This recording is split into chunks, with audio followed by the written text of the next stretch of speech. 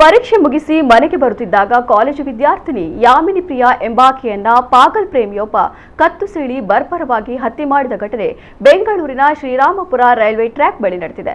ಬನಶಂಕರಿಯ ಕಾಲೇಜಿನಲ್ಲಿ B pharmacy ಓದುತ್ತಿದ್ದ ವಿದ್ಯಾರ್ಥಿನಿ ಮಧ್ಯಾಹ್ನ ಕಾಲೇಜಿನಿಂದ ಪರೀಕ್ಷೆ ಮುಗಿಸಿ ಮನೆಗೆ ಬರ್ತಾ ಇದ್ಲು.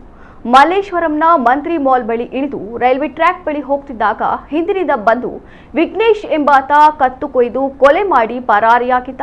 ಯಾಮಿನಿಯ ಹಿಂದೆ ಪ್ರಿಯಕರ ವಿಘ್ನೇಶ್ ಬಿದ್ದಿದ್ದ. ವಿಘ್ನೇಶ್ ಪ್ರೀತಿಯನ್ನ ಯಾಮಿನಿ ತಿರಸ್ಕಾರ ಮಾಡಿದಳು. ಮನೆಗೆ ಹೋಗುತ್ತಿದ್ದಾಗ ವಿಘ್ನೇಶ್ ಯಾಮಿನಿಯನ್ನ ಹಿಂಬಾಲಿಸಿದ್ದಾನೆ. ಕಣ್ಣಿಗೆ ಕಾರದ ಪುಡಿ ಹಾಕಿ ಮನಸೋ ಇಚ್ಛೆ ದಾಳಿ ನಡೆಸಿದ್ದಾನೆ. ಕುತ್ತಿಗೆ ಹಾಗೂ ಮುಖದ ಭಾಗಕ್ಕೆ ಹರಿತವಾದ ಆಯುಧದಿಂದ ಹಲ್ಲೆ ನಡೆಸಿದ್ದರಿಂದ ತೀವ್ರ ರಕ್ತಸ್ರಾವದಿಂದ ಯಾಮಿನಿ ಸ್ಥಳದಲ್ಲೇ ಸಾವನ್ನಪ್ಪಿದ್ದಾಳೆ. ಸ್ಥಳಕ್ಕೆ ಆಗಮಿಸಿದ ಶ್ರೀರಾಂಪುರ ಪೊಲೀಸರು ಪರಿಶೀಲನೆ ನಡೆಸಿದ್ದು ಪ್ರಕರಣ ದಾಖಲಿಸಿಕೊಂಡು ತನಿಖೆಯನ್ನು ನಡೆಸ್ತಾ ಇದ್ದಾರೆ.